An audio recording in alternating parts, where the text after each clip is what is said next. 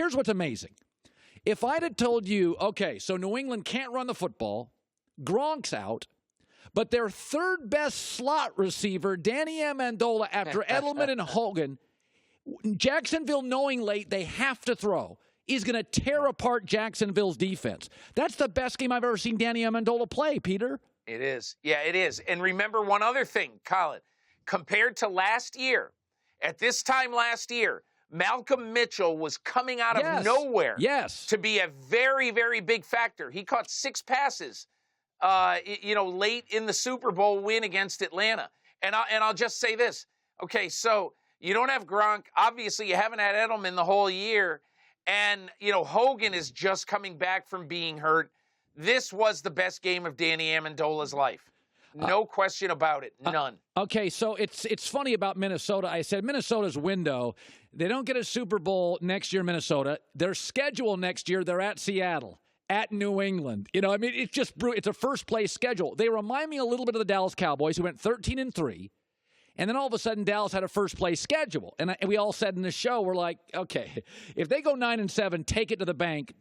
So Minnesota next year, brutal schedule. Aaron Rodgers is back. Trubisky another year. By the way, Goff and Garoppolo, now they've got some seasoning under their belt. I think now, by the way, Pat Shurmur leaves. So it's nothing against Minnesota, Peter, but I feel like they're the pullback team next year in the NFL. Yeah, well, and also you got to look at this, Colin. So who's their quarterback going to be? I don't know. You say, well, okay, so they franchise Keenum. Do you really want to franchise Keenum and pay him whatever it is, $21-22 million as a franchise number? Do you want to do that? Or do you want to take your chances with Teddy Bridgewater? I would. Bring him back and all that. But I'll say this, Colin, Case Keenum had a bad game yesterday. It wasn't horrible, but it just wasn't good. And he got hit way too much, and it just wasn't his day. But I think that Case Keenum really proved something this year, and that is that the guy who people in the NFL, like John Elway, really likes Case Keenum. He's a dark horse guy to go spend some money to go get Case Keenum. And, you look at, there's a lot of people in the NFL who like Case Keenum. We'll see what happens, but I agree with you.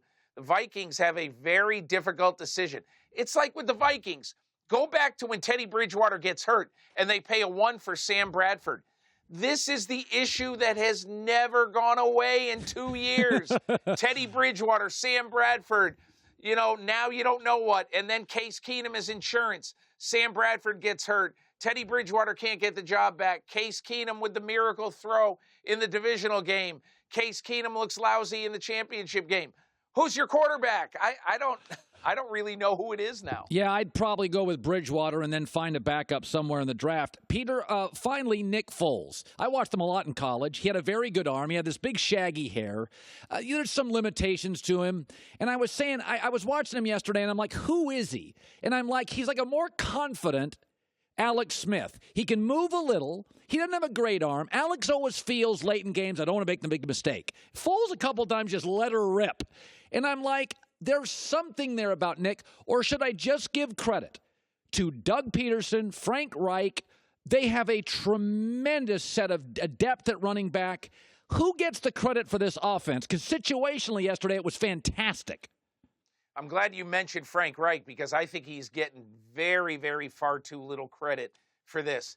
If you look at the game plan and the play calls that Doug Peterson made in the divisional game against Atlanta, you see a very conservative game plan. Remember, they're coming off Nick Foles looking terrible against Oakland on Christmas and against the Dallas Cowboys in that 6-0 stinker the next week. Here's the one thing I noticed with Nick Foles yesterday. On that play right there, he cut it loose. Yes. Okay? And 2 or 3 times he did that. He wasn't the careful Nick. And that throw to Torrey Smith that he just dropped in at the left pylon was one of the great throws he'll ever make, ever in football. So I hand it to them. You get Nick Foles, get his confidence back. I was in the locker room after the game.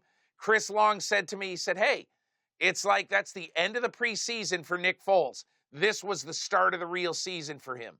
So who knows? I think he could play a really good game in the Super Bowl. Can't wait. Peter King, Monday morning quarterback. Super Bowls are it. I was saying, New England goes to these Super Bowls. They did against Atlanta. They did against Seattle. And I think in Philadelphia, our perception is, well, Philadelphia's got better players. And, I'm sitting there watching yesterday, Peter, and I'm like, you tell me how good Jacksonville's defense is, but it gave up 42 to Pittsburgh.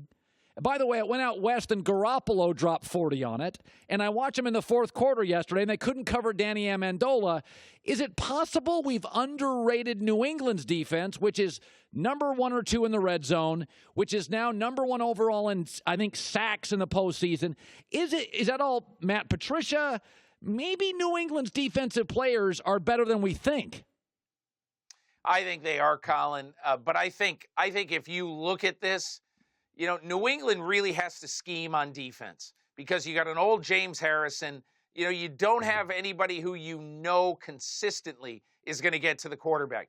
And you talk about this Super Bowl. I mean, I was up late last night writing, and I saw the line came out. It's either 5.5 or 6. Just consider this, Colin. And again, I would be the dumbest gambler in the world. I would have no clothes on right now. Vegas would have all my clothes. I'm the type of guy who says, once every 5 years I go to Vegas, I have $150 and I say, when this is done, it's all over. Right. And in 8 minutes, I'm over at the Starbucks. So, but I'm just making this point. The Patriots have played 7 Super Bowls in the Belichick era, and the biggest margin of victory in those 7 games was 6 points. In overtime. So, in overtime. And so I think what I would say is, I would be careful about putting the mortgage on New England. I mean, I think New England's probably going to win the game, but I would not bet a dime on this game because the Patriots are just this narrow victory team, and they could care less if it's by 1 point or 40. Thanks for watching. Subscribe here to get the latest from the show. Also, be sure to check out more of the best clips from The Herd or go watch a few segments from our other shows on FS1.